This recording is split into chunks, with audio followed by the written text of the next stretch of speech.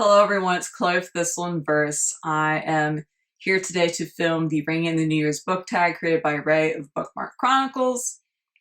As you may notice, I am in a new filming location. This might be the background from now on because it's certainly a lot more interesting than the plain yellow walls I was working with before. But yeah, so Ring in the New Year's book tag, this is going to be a little bit different. So I did this last year. I had a lot of fun with it. It's like a nice way for me to recap my reading year. And I'm also going to check in on my goals from last year. Yeah, I think that's all the introduction I need to do.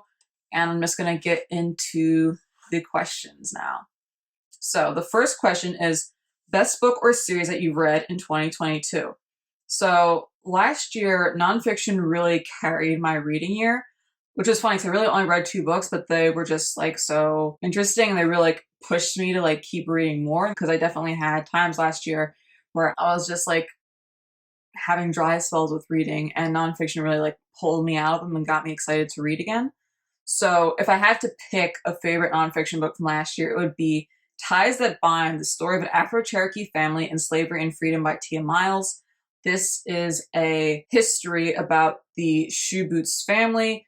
There was a general or commander Shoeboots who was a Cherokee man who, like before emancipation in the United States, had bought an enslaved African woman, Dolly, and eventually married her and had children with her, and petitioned to have his children be Cherokee citizens. This book follows like the history of the Shoeboots family and puts it in the context of the larger like political happenings in the United States at that time. I just thought that the organization was tight, and even as someone who's like not a scholar, not a historian, I thought it was very easy to follow. What brought Ties That Bind like to the forefront for me was how like it still felt like a very cohesive and structured narrative, besides being like, you know, almost in like 2 different spheres, like the big macro sphere of the United States and then the microsphere of the Shoeboots family. I thought that was very well done and very creative way to tell this history and like think of these big political things not as just like abstract entities, but as like, you know, things that concretely affected people's lives on a daily basis.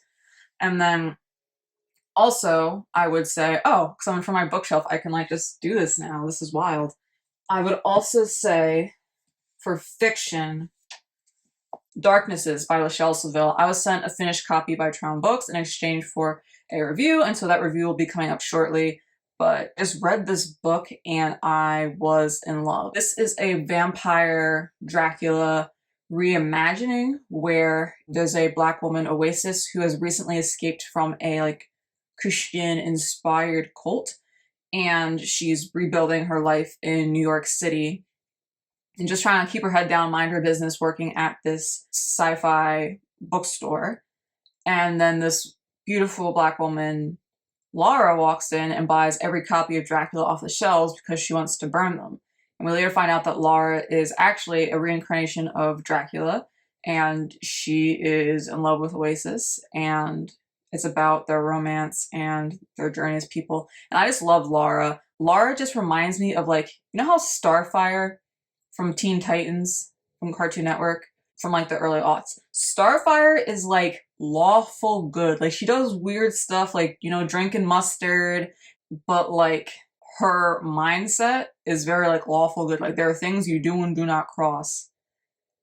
Laura is like those like Starfire like quirky mannerisms, but like chaotic neutral. Like violence will happen. Laura might even do it gleefully. There's a point at which I was like, this is gonna be 5 stars. Like maybe like less than a third in, I was like, this is gonna be 5 stars. Lachelle Seville is gonna have to try like really hard to mess this up and drop it any lower than that. So like I love the Laura, I love the relationship, I love like explorations of character that happens as like Laura and Oasis heal together, and I just thought it was a fantastic book. So 5-star read. Yeah, my full review will be coming later. The second question is authors you've discovered this year and like to read more from. So of the authors I read this year, there were really only 2 authors who had a backlist that I hadn't completed yet, and those were Justin A. Reynolds and Lizelle Sambury. I had read Early Departures by Justin A. Reynolds and then Delicious Monsters by Lizelle Sambury, and it was like really neck and neck because I liked both of the books I'd read by them, but for like very different reasons. And in the case of Delicious Monsters, which again, we're gonna go to the shelf because I can do that now. I got a review copy, really enjoyed it. Reviews coming soon. Both of these are like YA books, but like Delicious Monsters was like a haunted house atmospheric read that did not have a romance subplot, which is like a big thing for me in YA. Like I'm a little tired of how the romance subplot is required. And I know that in Lizelle Sambury's backlist, I think the only other books she has are the Blood Like Magic series, and that romance is pretty central to those books. So like I don't know how I would fare with those. So I'm going to give this one to Justin A. Reynolds. Like the things I liked about Early Departures, what I liked the camaraderie between the characters. I really liked the sense of humor. Thought it was a lot of fun. And it seems like the humor is kind of like a through line in what he writes. Like I really want to read his middle grade. It's the end of the world and I'm still in my bathing suit. Like the premise sounds so funny to me. It's like this kid wakes up one day and everyone is gone except for a few of the kids from his neighborhood. And like he's been avoiding doing his laundry like all summer. And so the only thing he had left was his bathing suit to wear, hence the title. And I'm really like searching for humor more in what I read. Next question is best book turned movie/TV adaptation in 2022 or most anticipated adaptation for 2023 or both. For 2022, I still haven't watched a whole lot of adaptations. It's just really not my thing. Like if I'm going to sit down and watch something, it's going to be BookTube. I don't watch very much TV or movies anymore. But the best adaptation that I saw would be Black Panther: Wakanda Forever. I don't know if there's quite like a one-to-one for like that arc, but with like Namor showing up and Shuri taking on the mantle of Black Panther, I think that is like the Ta-Nehisi Coates run. And also I think a little bit of Nnedi Okorafor's comics for Shuri. So it wasn't like one-to-one, like it wasn't the exact events covered in those comics, but like I think that's where some of the inspiration for this movie came from. And like I don't have much to say about the movies that I don't think has been said already, but I really liked Namor and Shuri's relationship, like the ways that they have very sympathetic pasts and should really be able to understand each other, but the way that they are, well, Namor kind of pits himself against Shuri and Wakanda. Angela Bassett, oh my goodness, like stunning, great acting, just beautiful. Every time I saw her, my eyes were drawn to her, and I was like, I'm so glad that she got this role in this film. And in terms of 2023, so many of the ones for 2023 are like the Netflix originals, and the way that Netflix is just cutting content left and right, I really should not get too invested in any of these things coming to fruition. Like, first of all, where is Heaven Official's Blessing Season 2? The trailer was dropped like beginning of 2022. No day release, was kind of hinted that 2022 is going to be coming out. There have not been any updates on the Heaven Official's Blessing, and I'm upset if the Donghua adaptation is derailed by Netflix's like penny pinching greatness not recognizing behavior. I will be so upset. It's a gay fantasy romance set in ancient China, and my goodness, just the first season just moved me, intrigued me, and I just really want to know the second season because now it's going to focus on like the morally gray love interest, and I want to see him hurt some people, truthfully. Like I would love to see it, but it's gonna have to wait, I guess, because of Netflix. Next question is, have your reading habits changed at all this year, and have you gotten into any new genres? I was comparatively quite a mood reader this year. In an average year, I really don't DNF. Like, I DNF maybe like 1 or 2 books a year, and I feel like not great about doing that. And this year, I DNF'd at least 5 books. Like, there were some books where I was like, this isn't what I thought it was going to be. Like, take a little nibble, take a taste. I don't need to eat the whole plate. Like, that was enough. I got what I needed out of that. And I was also just, like, having trouble focusing on stuff. I'm normally, like, I have the one book, and I read it, and I don't read anything else. But I started reading, like, ebooks and, like, stuff like that where I was, like, doubling up. And so it ended up working out that like at any one time I would have like at least 9 books open, and I just wasn't finishing any of them. Like I look back at the books I read in a month and I was like, when did I even start these? I think I generally just read a lot less. Like I felt more stunted and stifled in my reading, especially like right after the summer. And I usually think I read more short stories, but again, just because I wasn't reading as much as I usually do, I didn't really even start reading short stories until the second half of the year when I was like doing author interviews. And then this year I was reading more stuff non-Black authors, like I was reading more, mostly Asian American authors. So the next question is favorite ship, romantic or platonic of the year, or a new favorite character. So my favorite romantic ship is again going to be Lara and Oasis from Darknesses by Lachelle Seville. I just really like the love and commitment Lara has for Oasis and like to meeting Oasis where she's at. And then in terms of platonic relationships, my favorite friendship was Jamal and Quincy from Early Departures by Justin A. Reynolds. There was just like a depth, like I felt like the relationship was really tested over the course of this book, and also like a warmth and a silliness to it that I really enjoyed. If I'm talking like favorite character, like I think standouts would still be Lara from Darknesses. Like I said, she's like chaotic neutral starfire. She's just a lot of fun, very memorable. So next question is, have you started planning your TBR for 2023 and how many books do you hope to read? So last year I didn't set a goal for how many books I wanted to read. I think I'm going to stick to it this year. Like I don't necessarily get like a rush out of like reading a certain number of books, a certain number of pages. I'm going to start reviewing books I've requested from publishers and stuff this year. So like I want to be able to do that in like a relatively timely manner. Like I'm probably not going to be able to do it by release date anymore, but you know, I'd still like to have something up within a few months of release. So there's going to definitely be like a timed component to like my reading, but in general, I'm not really trying to hit a certain number of books. I think for me, that is just like a way to put pressure on myself that doesn't necessarily bring me a sense of joy or accomplishment. In terms of books I wanted to read last year, like I didn't finish any of the ones on that list. So there was Of One Blood by Pauline Hopkins, which is like a proto-sci-fi book. The Brothers Jetstream Leviathan by Zigzag Claiborne, which is a space opera. Forest of a Thousand Demons by Dio Fagunwa, which is a classic work of Nigerian fantasy. Then there's The Things That Fly in the Night, Female Vampires and Literature of the Circum-Caribbean and the African Diaspora by Giselle Liza Anatole, which is a work of literary analysis. And A History of Nigeria by Toyin Falola. Did not finish a single one of those. So my goals for this year are to read The Things That Fly in the Night, which I actually completed like last week. So at least I finished one of the books for 2023. And then The Gatekeeper's Staff by Antoine Bandelet. I wanted to read this one so I could interview the author at some point. I think Kay of Read, Love, Listen had recommended that I interview the author. Then the other one is Flowers for the Sea by Zin E. Rockland. I've just been listening to a lot of interviews with the author and reading reviews of the work, and it was one of my very anticipated releases for 2022 that I just never got to. And so I really want to get to it this year. It's kind of a body horror about this woman on an ark who's pregnant with a child that she doesn't want. And then the last one is The Infant by Patience Like Bobby.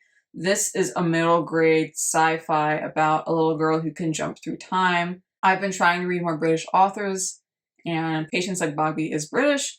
The next question is, will you participate in any reading challenges or readathons? So I typically don't. Like last year, I think I was like, let me just get through Blackest of Evathon, which I host, and which I will not be hosting this year. Last year was the last year of Blackest of Evathon, so this year I think I'm going to try to do For the Culture readathon, which was started by Ty on Twitter, and she recently started a book too, like within the past week, and she is under the channel name Book Tribe if you want to subscribe to her.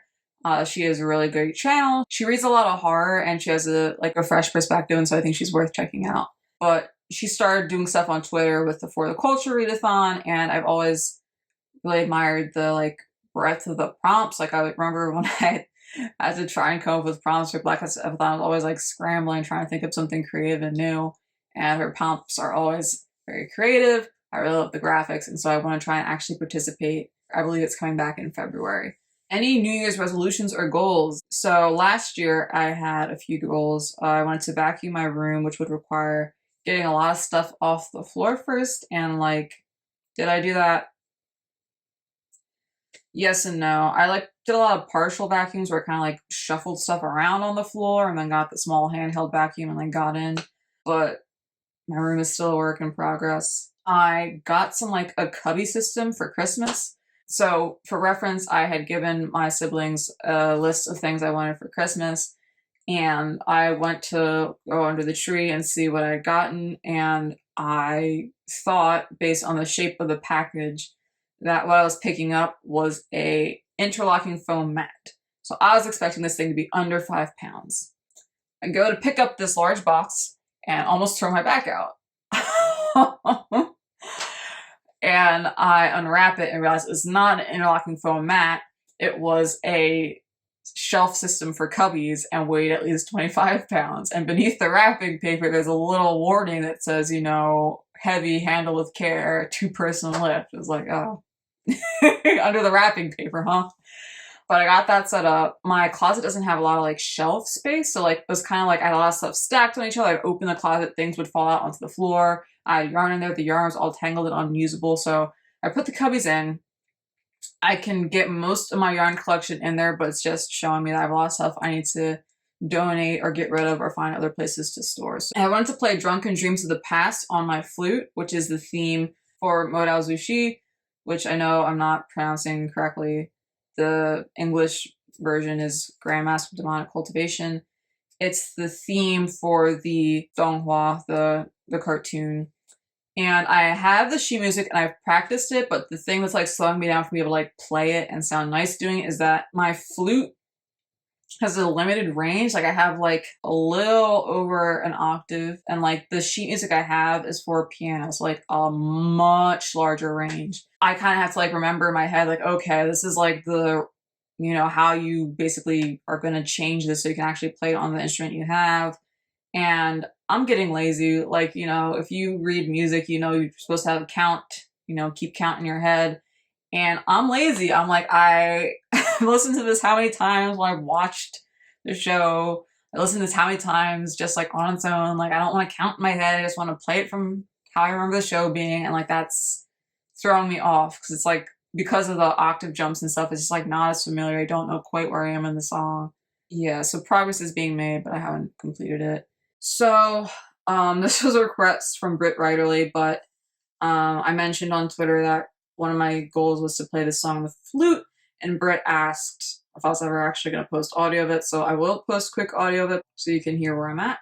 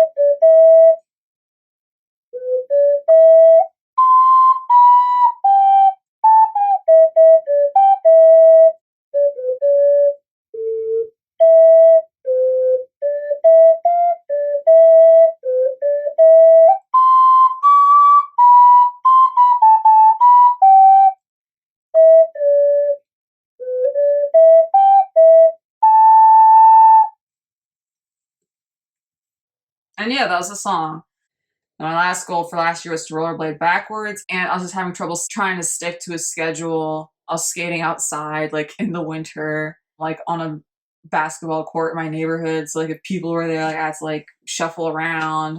I tried to take skate lessons, and like I was going to do it at like a rec center, but then the rec center like closed lessons in the summer. I was only doing it in the winter and the fall. And so I just basically like fell off. So I haven't made any progress on that. So my goals for this year are, one, to get a car. I had been doing car shopping towards the end of last year, and like my name has been on the list. The car is supposed to come in, but like I should have it by the end of this month. So that should be solved. But like there's still stuff I actually need to do to make sure that I can get this car. I have to get licensure for work. I have to take a test.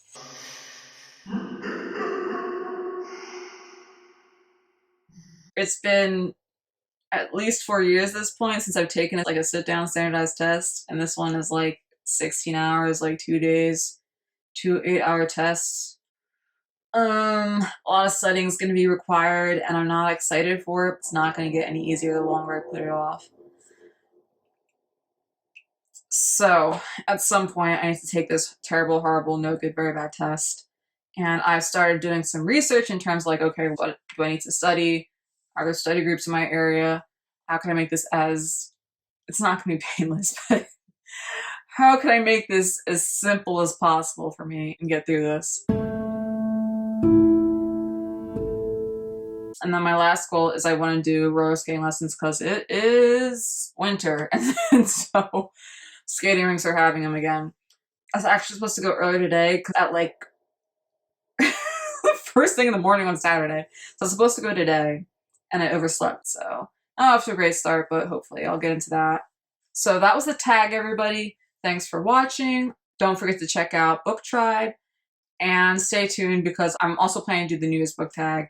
That should be up not too long away. So yeah, thanks for sticking with me, everybody. Thanks for watching. Take care and have a good rest of your day. Goodbye.